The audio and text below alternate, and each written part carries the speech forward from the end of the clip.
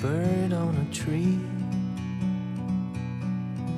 I'm just sitting here. I got time.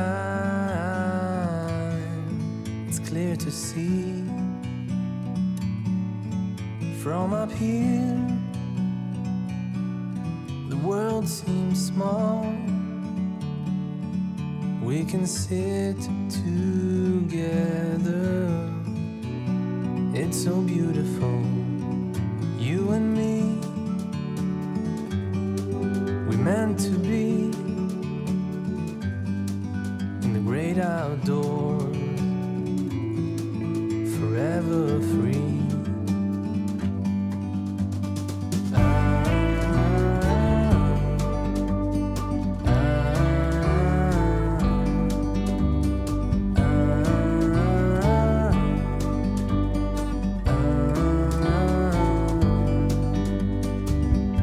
Sometimes you need to go and take a step back to see the truth around you. From a distance you can tell.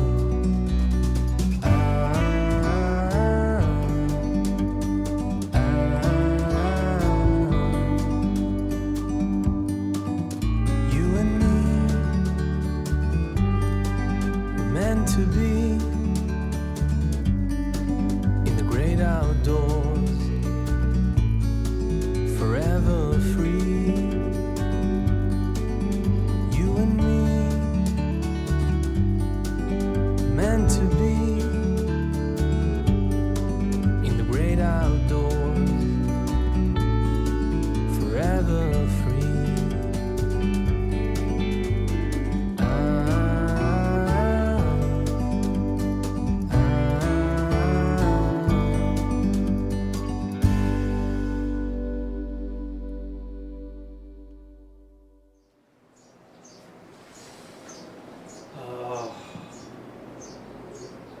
사실 어떤 절이라고 말하고 싶지만 밝히고 싶지 않았어요. 정말 여기에 갔을 때 대웅전과 관세음보살과 오래된 불사 또 고즈넉한 숲 이런 게 중요한 게 아니고, 거기서 너무 놀란 거는 그 깨진 기와장 쪼가리를 탑 옆에 마당 그 한복판에 이렇게 쌓아놔서 이게 뭐 아이들이 장난한 거야? 하고 가보니 구멍이 뽕 뚫려 있었어요. 산 개미들 막 반짝반짝하는 좀 큰 개미 있죠? 그들이 막 흙을 계속 나르고 있는 거예요. 그 사람들을 그런 거 보면 왜 또 막 이렇게 신발로 이렇게 문질러서 메우고 싶잖아. 걔들 막 2박 3일 한 공사를 우리들이 그냥 한 줌 한 삽 흙으로 다 덮어버릴 수도 있어요. 응? 그러니까 거기 한낱 작은 개미 미물일지라도 함부로 배하지 않으려는 그 스님들의 마음이 읽혀져서 참 좋았는데, 그 옆에 왜 선방이라고 있잖아요. 그 울타리에 새들의 산란기이니 조용히 해주십시오. 그 말을 그렇게 쓰여있는데, 저 글씨도 붓글씨가 참 멋있게 쓰이고 그런 것도 아니었어요. 정말 경전과 같았어요.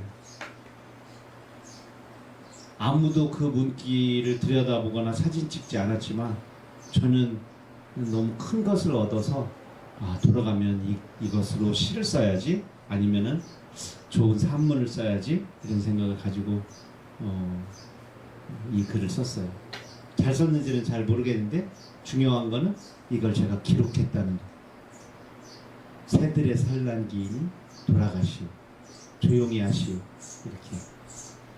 여기는 선방이니 조용히 해주십시오, 스님들의 도량처이니 조용히, 이렇게 봤죠? 그러니까 새들의 산란기였다는 얘기, 개미들이 분주히 집을 지었다는 얘기는 아마도 5월 정도, 4, 5월 정도의 중춘이거나 아니면 늦봄 정도가 되지 않았을까, 이런 생각이 들어요. 새 이야기가 나와서 새들의 연애에 관한 시를 다시 한번 예전에 한번 보여드린 것 같은데 보여드리도록 하겠습니다. 옆걸음. 전깃줄에 새 두 마리. 한 마리가 다가가면 다른 한 마리 옆걸음으로 물러선다. 서로 밀고 당긴다. 먼 산 바라보며 기시나 추스르는 척, 땅바닥 굽어보며 불이나 다듬는 척. 삐친 게 아니다.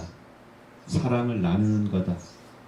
작은 눈망울에 앞산 나무 이파리 가득하고 새털구름 한 올 한 올 하늘 넘어 눈 시려도 작은 몸 가득 콩당 콩당 제짝 생각뿐이다. 사랑은 옆걸음으로 다가서는 것. 측근이라는 말이 직접 치근거리는 몸짓이 이리 아름다울 때 있다. 아침 물방울도 새의 발목 따라 쪼르르 몰려다닌다. 그중 한 마리가 드디어 야윈 죽지를 낮추자 금강 초롱꽃 물방울들 땅바닥을 적신다. 팽팽한 활시위 하나가 하늘 높이 한 쌍의 탄두를 쏘아올린다. 예전에 우리가 안이불자 한자 공부할 때 본래는 위에 한일자는 땅이고 밑에 세 개는 뿌리여서 지상에 있는 우리는 땅속으로 벗어내린 뿌리가 보이지 않는다 해서 안이불이다 하면서 또 하나의 의미를 얘기했죠. 하나는 위에 한일자는 그땐 뭐라고? 하늘. 그리고 밑에 있는 화살표는 새. 양날개를 펼친 새가 수직으로 올라가서 저 꼭대기 올라가서 사랑을 나눈대. 너무 높이 올라간 새는 지상에 있는 사람의 눈에 보이지 않는다 해서 안이불자가 되었다. 그래서 그때 밑에 새의 모양을 하고 있는 것을 새표라고 이름을 바꾸고 지상에서 우리가 지금까지 사용되는 화살표라는 말을 버리자. 화살표. 화살이 날아간 자리에는 죽음이 있으니까, 전쟁이 있으니까, 구더기가 있으니까, 피가 있으니까. 새가 날아간 저 하늘, 그 새의 모양으로 화살표의 이름을 바꾸고 그 새가 날아간 자리에 하늘, 희망, 푸르름, 사랑, 그런 싱그러운 이미지를 화살표에 담자. 그래서 이 지구상의 모든 화살표를 버리고 오늘부터 새표라 부르자 하였지만 아직도 새표라고 부르지 않고 있습니다. 제가 2013년에 미국에 가서도 그렇게 열변을 토했는데 아직 안 고쳐졌어요. 어떻게 하면 고칠까? 제가 8월 18일 날 다시 이번에 서부 쪽으로 가서 다시 한번 얘기하고 오도록 하겠습니다. 근자에 한 200매 가까이 원고를 썼어요. 거기 가서 강연을 하려고. 제가 이렇게 1시간 여러분들하고 이렇게 하는데 40매에서 50매 정도 이렇게 가지고 오거든요. 복사해서 붙이기도 하고 뭐 어떤 거는 새로 쓰기도 하고 그러는데 이번에는 한 며칠 동안 가서 어떤 얘기 할까. 똑같은 많은 원고들도 짜깁기를 잘해야 조각보가 예쁘게 잘 나오잖아요. 그래야 밥상을 덮을 수가 있고 아니면 보석을 감쌀 수가 있으니까 어떤 언어의 보자기를 가지고 가서 많은 분들하고 대화를 나눌까 지금 준비하고 있습니다. 그래서 어제 보냈어요. 어제. 하여튼 좋은 답장은 받았어요. 생각보다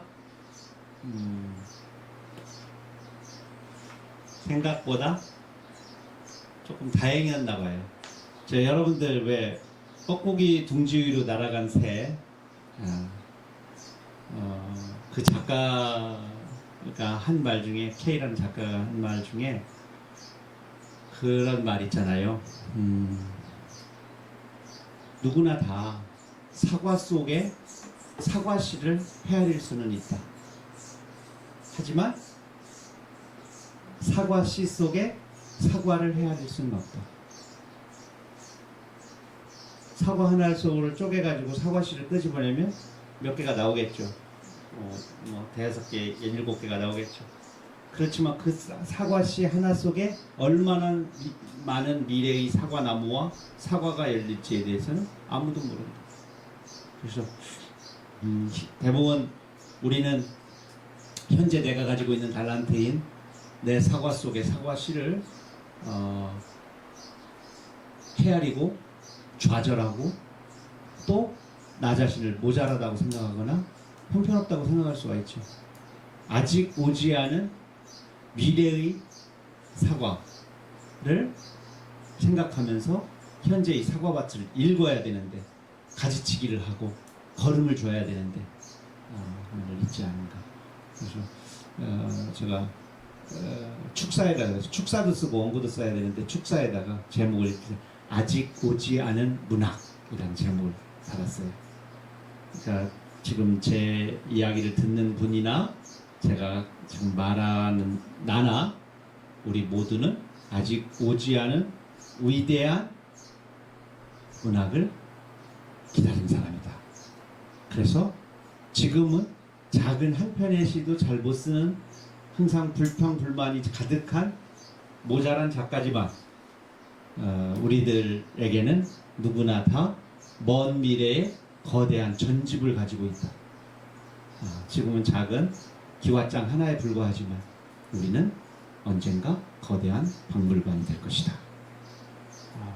그런 자기 자신의 크기를 확신하는 그러한 작가만이 더 방대하고도 웅숭 깊은 작품을 낳지 않을까에 대한 아프게 말하면 자기 체면, 또 한편 자기를 더 훌륭한 사과나무로 키우겠다라는 어떤 희망의 약속, 이런 것들이 필요하지 않을까 해서 그런 이야기를 마련했습니다. 나중에 혹시 그쪽에서도 이렇게 촬영을 해서 지금 우리가 지금 하는 걸 유튜브에 올리듯이 분명히 미국에서도 강의를 하고 그러면 유튜브에 올라가겠죠. 그러면 나중에 봐주세요. 제가 따로 이렇게 갖고 오지는 않겠습니다. 다음은 초승달, 물결표, 금음달이라는 산문입니다. 여러분들 그 사람의 한 생애를 문장 부호로 표현한다면 여는 괄호와 닫는 괄호겠죠. 그러죠? 자, 이정록 여는 괄호 언제 열렸어? 이 괄호가 이때 열렸어요 하고 연도만 표시하죠. 1964. 제가 1964년 9월 5일 날 태어났습니다. 자, 그 다음에는 물결표. 알죠? 이렇게 된 걸 물결표라고 그래요. 이 물결표에 매우 매력적인 건 끝이 올라가 있어요. 그러고서 사망연도가 쓰이죠. 사망연도 2076년. 몇 년 남았나요? 53년 남았나요? 왜 웃으세요? 그때 못 볼라나? 아니요, 120살까지 살았어요. 저 127살까지 살거든요. 제가 직업이 두 개라고 그랬잖아요. 한때 교사였고 작가. 작가 평균 수명 67.54. 아니 62점 몇 살. 교사 67점 몇 살. 뭐 해가지고 두 개 합치면 127살 나와요. 하여튼 옛날에 그래 봤어요. 조금 늘었을 거야. 지금 130년 됐을 거예요. 좀 더 살아야 돼요. 전 두 가지를 n분의 1 하지 않고 두 개를 합쳐버렸어요. 여러분들도 혹시 투잡하고 계시면 두 직업의 평균 수명을 합치세요. 그러면은 무병은 몰라도 장수는 할 수 있어요. 하여튼 괄호가 닫힙니다. 괄호가 사망해서 닫힌 그 사이에 물결표가 있어요. 고등학교 3학년 때 나성균 선생님, 국어 선생님이 국어 시험 문제 전교생 우리 이과생 다 틀렸어. 한 문제를 다 틀렸어. 그래서 7문항을 냈어. 요즘 같았으면 대통령한테 잡혀갈 텐데 빵점. 그냥 뜬금없이 문제가 이랬어요. 인생은 네모 다. 괄호 열고 이 다야. 그냥 뭐뭐 다도 되고 뭐뭐 이다도 돼. 근데 그거를 한자로 쓰시래요. 답이 없겠는데 나중에 하나만 답을 얘기하더라고요. 그게 뭐였냐면 고해였어요. 괴로울 고 바다해 네. 험난한 바다란 뜻입니다. 인생은 험난한 바다다. 어찌합니까? 어떻게 할까요? 참 고해입니다. 고해. 괴로운 바다. 그 바다에는 물결이 오르락내리락 하겠지. 그걸 파란만장. 파란은 물너울이에요. 만장은 아주 높낮이가 높은 파란만장한 물결로 인생을 표시한 거예요. 너무 잘 맞았죠. 그런데 시작은 미미하나 출렁출렁하다. 그 끝은 창대하리다. 극락과 하늘을 향해서 날아 올라가잖아요. 그 물결표를 뒤집어 놨으면 우리는 희망이 너무 없어. 끝이 가라앉아. 그래요. 지하 무덤 속으로 들어가. 육체는 아래로 내려가지만 영혼은 하늘로 간다는 뜻이에요. 이게 거꾸로 해놓으면 내려가는 그 이야기를 써놓은 게 초승달 물결표 금운달이라는 좀 요상한 제목의 산문입니다. 국어책에 실렸으면 많은 아이들과 이런 얘기를 나눌 텐데 눈으로 읽어보면 제 설명이 되죠? 제가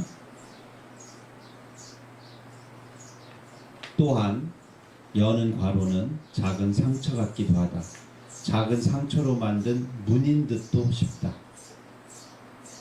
바라보고 있으면 모든 생들이 저마다의 상처를 열고 어딘가로 가는 모습이 보인다. 밤하늘의 작은 달에 싹을 걸어두고 자신의 빛을 따라 땀 흘리며 가는 것이 보인다. 제가 다른 산문에 비해서 이 산문을 되게 오랫동안 좀 태고했어요. 그래서 어찌 하다 보면 이 산문이 저의 대표적 산문이 되지 않을까? 왜냐면 여기는 시적 발견도 있으니까. 파란만장이라 하지 않고 물결 이렇게 일직선으로 탁 이렇게 안 해놓은 게 난 너무 좋았어요. 너무 밋밋하잖아, 삶 자체가. 근데 또한 더 좋은 건 뭐냐면 점선으로 하지 않은 거. 1964 이정록 점 죽었다 살았다 죽었다 살았다 죽었다 살았다. 이렇게 오늘 죽을까 마침표 찍고 내일 다시 살아. 오늘 죽을까 마침표. 이렇게 그는 127살을 살았다. 죽었다 깨었다 죽었다 깨었다 비몽사몽으로 살았다. 이건 아니잖아요. 파란만장하였으나 그는 사투를 버리고 거대한 파도를 이겨내며 괴로운 바다를 건너왔다. 이게 맞잖아요. 그 너무 절묘하다고 생각해요. 저는 그 물결표가. 근데 그 이야기를 써준 사람이 아무도 없더라고. 응? 이 지구상의 많은 시인과 산문 글쟁이들이 이 이야기를 해놓은 사람이 없었어요. 이 글을 썼을 때. 그래서 제가 이 글을 쓰면서 많은 사람들이 맞아 하고 고개를 끄덕이겠구나.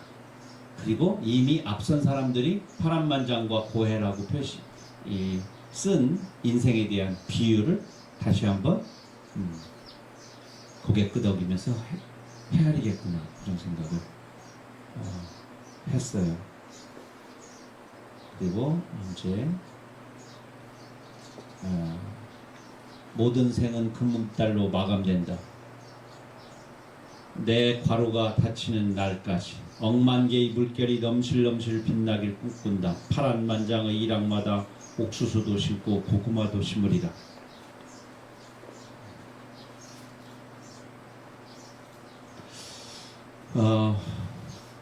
제가 제 동시 중에 이런 동시가 있어요.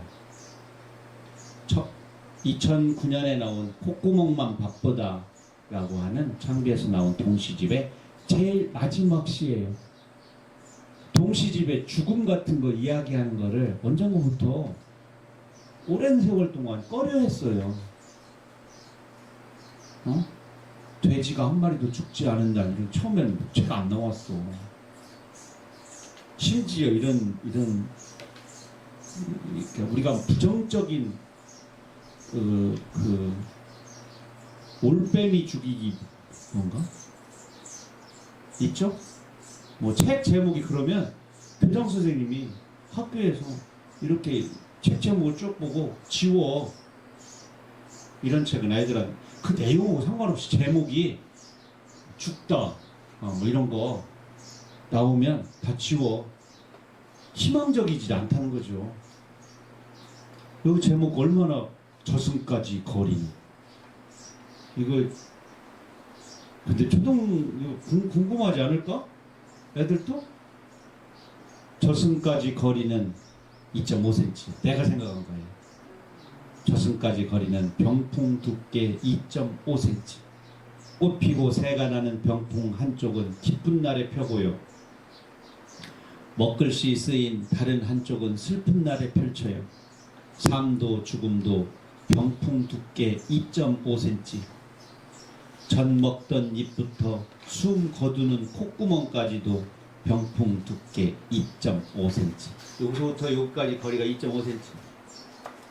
예전에는요 병풍을 두 개로 축수연 할 때 있잖아요. 축하할 때 한쪽 쓰죠. 막 모란꽃 있고 막 이렇게 참새 날고 또 한쪽은 막 그냥 까맣게 먹글씨로 막 뭔 한문이 잔뜩 쓰여 있는 그런 거는 제사 지낼 때 이 돌려가지고 그렇게 썼죠. 저희 집 거는 그랬어요. 하나 갖고 용도가 두 가지로 다 쓴 거죠.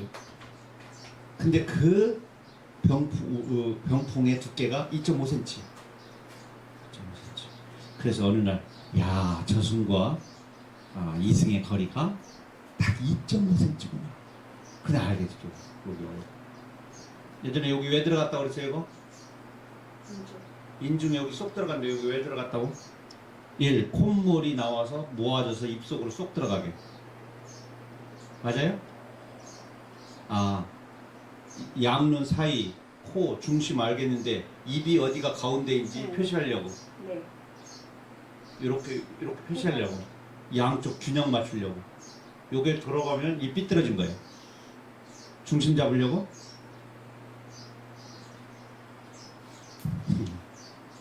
아무도 몰라.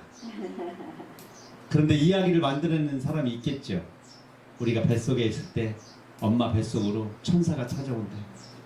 그리고서 아기 얼굴에다가 천사가 손을 딱 댄대. 태어나면 입 조심해야 돼. 그래서 이 천사의 손가락이 눌렸던 자리래. 그래서 지금도 우리가 쉿 할 때 천사를 느끼고 싶으면 여기다 손을 대면 돼. 엄마가 그러니까 조용히 해야 우리의 입에다 댈 때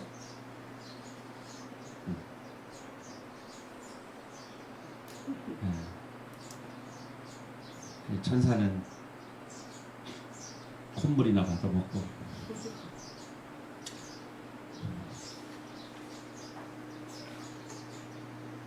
요 산문은 생략하도록 하겠습니다. 처음과 끝이 동일하다. 시종 일관. 시 처음 시자. 한자 머릿속으로 떠오릅니까? 처음 시자? 여기 써 있어요. 계집여변이라고 그래서 여자가 옆에 있는데 그건 어머니. 그 옆에는 젖. 그 다음에 입. 엄마에서 태어나서 젖을 빠는 일부터 시작한다. 이거 시자고요. 초자는 오드이변의 칼도자. 옷을 만들려면 옷감에 칼을 대서 재단하는 게 맨 처음 시작이다. 그래서 처음 초자. 한번 읽어볼까요? 이 선문도 우리의 삶에 어떤 지혜를 조금이라도 이렇게 건드리는 그런 한문입니다. 처음은 언제나 처음이다. 시작. 마이크 있는 분이. 처음은 언제나 처음이다. 처음이나 시작한다는 뜻의 한자 가운데 사람들이 가장 많이 접하는 것은 시와 초일 것이다. 시라는 한자는 갓난아기가 어머니의 젖을 빠는 것부터 삶이 시작된다는 뜻을 가지고 있다. 시라는 글자 속의 계집녀는 어머니이고 입구는 아기이다. 그러면 남은 부분은 무엇이겠는가? 그렇다. 아기의 붉은 입술을 향해 퉁퉁 부풀어 오른 젖을 그려놓은 것이다. 그러니 시장이란 무엇이겠는가? 세상은 너를 향해 젖을 물려줄 준비가 되어 있으니 어서 빨아먹거라. 엉덩이를 토닥이는 어머니의 손길을 느끼는 것이다.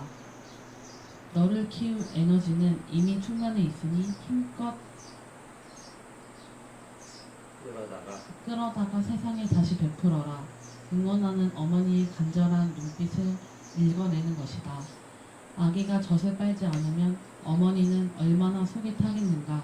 어머니의 속을 새카맣게 태워야겠다는 작정을 한 불효막심한 녀석이 아니라면 새는 이미 시작부터 전 먹던 힘을 다해 내 쪽으로 끌어당기는 것이다.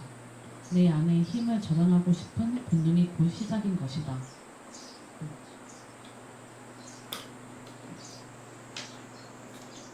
초라는 한자는 옷감이라는 뜻의 의에 할이란 뜻의 도를 붙인 글자이다. 옷을 만드는 일은 옷감을 재단하는 일부터 시작된다. 옷감의 원료는 하늘로부터 주어지는 것이지만 완성된 옷감은 이미 사람의 손길과 손때를 품고 있다. 그러니 처음이란 아무도 없는 광막한 화궁에서 홀로 낙하를 하는 것이 아니라 사람들의 손때와 땀을 바탕으로 삼아 출발하는 것이다. 혼자 가는 게 아니라 함께 가는 것이다. 처음으로 돌아간다는 것은 탄생 이전의 치륵으로 돌아가는 것이 아니다. 처음 일을 시작했을 때의 순수한 열정으로 돌아가는 것이다. 작은 성취가 가져다준 자만심과 게으름을 떨쳐버리고 그간의 실패가 던져준 좌절감을 따돌려 버리고자 하는 것이다. 완전 무결한 옷감에 팔을 들이밀던 두려운 용기로 다시 가고자 하는 것이다. 실패의 과거가 깊은 벼랑 같다 하여도 자 이제부터 시작이야 라고 단칼을 뽑아 마음의 원단을 도려낼 때 우리의 가슴은 언제나 새 옷을 입는다. 처음은 언제나 처음이다. 10번째 사랑일지라도 진정한 사랑은 언제나 첫사랑인 것이다. 하루에도 몇 번씩 우리는 새로이 시작하지 않는가. 갓난아이 입으로 돌아가서 세상이 젖을 빨아올리는 일과 새로운 옷감을 찾아 숫돌에 칼을 벼리는 일이 지속되는 한 끝은 없는 것이다. 이건 아니야. 이렇게 살아서는 안 되지. 그래, 새로 시작하는 거야. 이를 악물고 두 주먹을 불끈 쥐는 순간 세상은 다시 나를 향해 어머니가 되고 추위를 녹여줄 옷감이 된다. 마음속 낭만은 저절로 바뀌어지지 않는다. 방학이 시작되면 우리는 어김없이 생활계획표를 짜서 벽에 붙였다. 도화지를 한 장 뜯어낸 뒤 그 위에 밥사발이나 국그릇을 엎어놓고 둥근 원을 그렸다. 수박을 쪼개듯 촘촘히 가른 다음 이른 아침에는 방학 숙제나 복습이라고 쓰고 아침밥 뒤에는 뒤떨어진 학과 공부를 쓰고 얼른 지극한 휴식으로 돌아가 엄마 심부름이라 두어 시간 잡아놓고 점심밥 뒤에는 개미다리만 하던 형제애가 발동하여 동생과 사이좋게 놀기, 그 다음에 공부, 또 공부, 그러고는 저녁밥, 또 마무리 학습에 할머니 등 긁어드리기나 부모님 안마해드리기가 오색 찬란하게 채워졌을 것이다. 그 다음 중국 대륙만한 곳에 쿨쿨쿨이라고 써놓았을 것이다. 계획표를 짜고 나면 얼마나 마음이 흐뭇했던가. 학기 때마다 중간고사, 기말고사, 원래고사, 모의고사 등 각종 시험 때마다 그리고 형편없는 통지표를 받을 때마다 우리는 밥그릇을 엎어놓고 수박을 한 더미씩 그렸다. 자신의 계획을 제대로 지키는 사람은 세상에 없다. 뭔가 빗나가는 마음 때문에 자신을 다그치고 안타까이 여기는 수없는 작심삼일의 반성이 사람을 키워간다. 자, 이제부터는 다시 시작이야 라고 자신에게 꿀밤을 먹일 때 뻔히 3일도 못 갈 것이라는 불안이 들지라도 새로이 시작하는 것이 세상을 빛나게 한다. 태양이 한 번에 세상을 다 밝힐 수 있다면 매일 아침 떠오르겠는가? 달과 수많은 별들이 제 몸의 크기와 자리를 바꾸며 빛을 뿌려대지만 어둠은 언제나 함께하는 것이다. 계획표 한두 장으로 사람의 한 생애를 밝힐 수 있겠는가? 하지만 무릎 꿇고 계획표를 짜고 그 계획표 뒷면에 밥풀을 으깨어 벽에 붙이는 동안 우리의 정신은 새로워지고 짐짓 돌아앉았던 행운이 희망의 눈짓을 건네는 것이다. 계획표 뒷면에 딱딱하게 붙어있던 마른 밥풀이 얼마나 많은 벽지를 물어뜯었던가. 꿈을 잃지 않는 것은 집착이 아니다. 생에 대한 애착이다. 자, 작심삼일을 하자. 사흘에 한 번씩 마음을 고쳐먹자. 사흘에 한 번씩 효자가 되고 불도저가 되자. 사흘에 한 번씩 수박을 그리자. 사흘에 한 번씩 담배를 끊고 라이터와 재떨이를 멀리 내다버리자. 자, 세상의 아름다운 이들이여 즐거운 마음으로 작심삼일을 하자. 사흘에 한 번씩 작심을 하자. 제일 게으르고 못난 사람은 자신을 돌아보지 않는 사람이고 그저 그런 사람은 늘 돌아보는 일로 가슴을 치는 사람이고 가장 부지런하고 훌륭한 사람은 자신을 돌아본 뒤 실천에 옮기는 사람이라고 했다. 사흘에 한 번씩 작심을 한다면 좋은 사람이 아니겠는가? 바람 거세지면 나무는 뿌리를 반성한다. 홍수가 나면 강은 깊이와 넓이를 되짚어본다. 암벽 저 암천까지 삶의 뿌리를 들이밀자. 깊고 넓은 강을 가슴에 품자.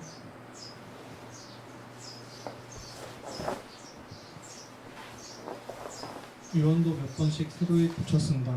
일평생을 마무리하는 유언도 다시 고쳐 나갈 수 있는 것이다. 하물며 나는 아직 망리장천을 알고 있지 않으나 자 다시 작심삼일이다. 우리가 작심삼일 그러면은 좀 긍정적인 의미보다 부정적인 의미가 많죠. 일찍 그 마음이 무너지고 변덕을 부리고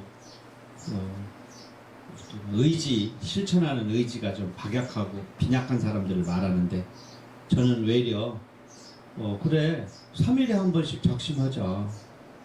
쉽잖아. 그럼 3일 지키는 거죠. 3일에 한 번씩만 작심을 하면 그 중에 일주일 중에 3일 작심하면 하루가 남네.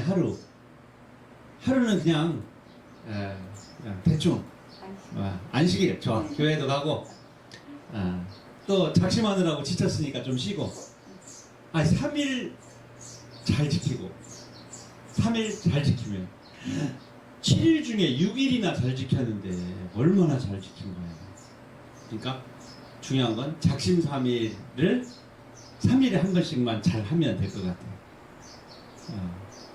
근데 반성하지 않는 사람이 제일 게으른 사람이에요. 사실 제일 두려웠기 때문에 그래요. 돌아보면 누추한 내가 보이니까. 그리고 늘 무너지고 형편없는 내 자신을 만나게 되잖아요. 막닥뜨리잖아. 내가 초라해지잖아. 자, 여기 다이어트를 작심한 사람이 있다고 그래요. 만약에 제가 저를 가르쳤네요. 저는 자주 그럽니다. 3일만 가면 정말 그건 대단한 거죠. 3일. 3일이 뭐야? 담배 끊는 사람이 하는 말이 꼭 있어요. 요게 막 담배야. 요것만 피고 요 담배값만 비우고 돈 주고 사는데 아깝잖아. 그런데 영원히 그 말을 하게 되죠. 그래서 살을 우리가 빼야 되는 거는 여러 가지가 이유가 각자 다 다르게 있을 수는 있어요. 그런데 이 사람들이 가장 좋아하는 속담이 있어요. 먹고 죽은 귀신은 때깔도 좋다. 그 말은 누가 만들었는지 참. 그래. 그리고 그런 분들이 또 좋아하는 게 너는 진짜 보기 좋아 살찌기를 무조건 믿어. 저도 믿습니다. 조금만 살 빠지면 우리 어머니는 막 어디 아프니? 홀쭉해졌다. 야 성냥개비가 친구하고 자왔다 그래요. 그래서 제가 효심에 따라서 효도하려고 잘 지킵니다. 오늘도 사실 집에 다녀왔는데 어머니가 살 빠졌다고 할까 봐 많이 걱정했어요. 근데 오늘은 그러시지 않대요. 아마 눈이 흐려지셔서 저를 잘 못 봤거든요.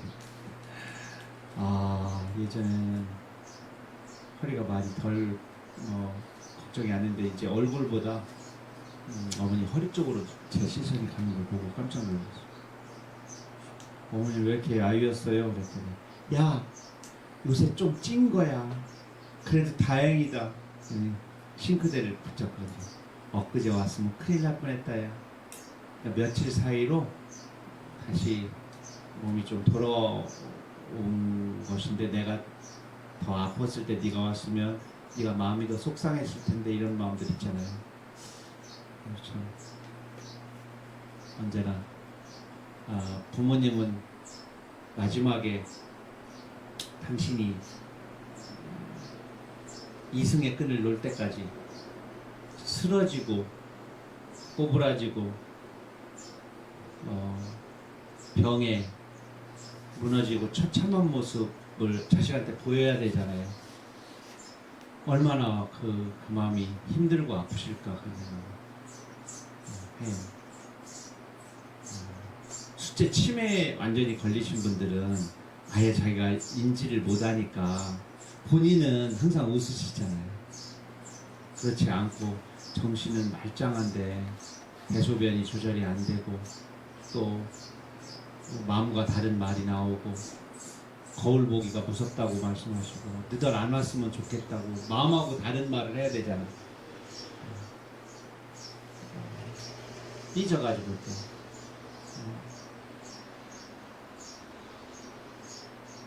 주름살 새로 왔냐? 못난 얼굴 보러 왔냐?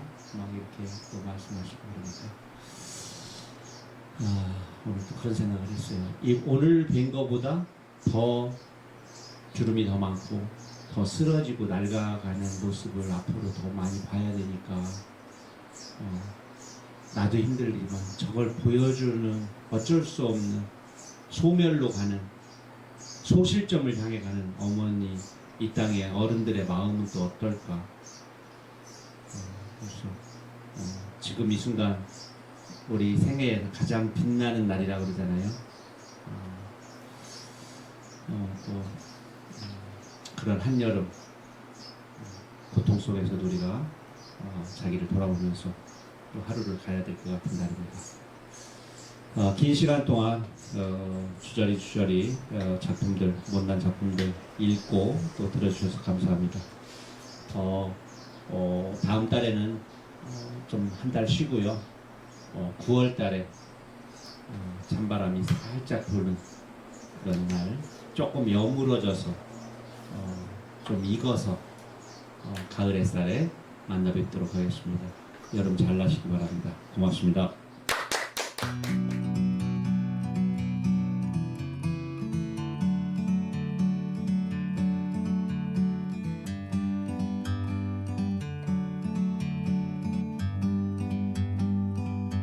Like a bird on a tree, I'm just sitting here. I got time,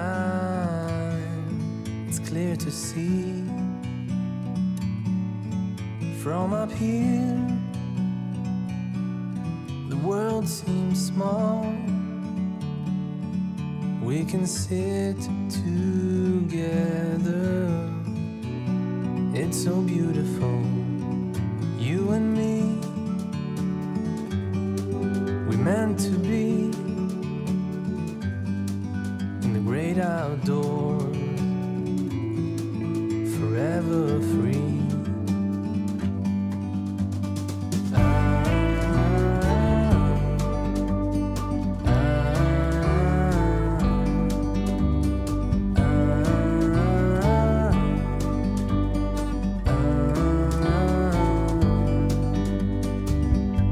Sometimes you need to go and take a step back to see the truth around you. From a distance you can tell